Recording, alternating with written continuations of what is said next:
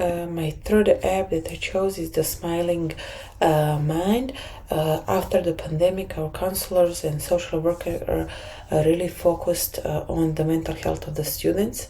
Not only during the pandemic, I think the lifestyle in the States is can be too fast for everybody, and we're always like pushing to do more and more, and there is always something else to do. So my plan would be for my students to learn how to pause and how to stop for the moment. My plan is to use this app for the students with my homeroom kids, because I see them every day for 20 minutes. We do not have the assignments every day, so maybe once, even twice a week, we can do some type of meditation. Meditations are 10 minutes long.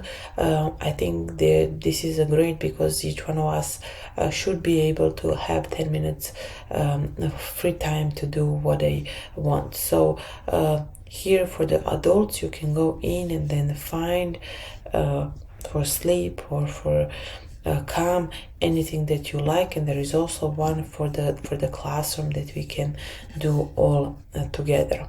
As I said, free application.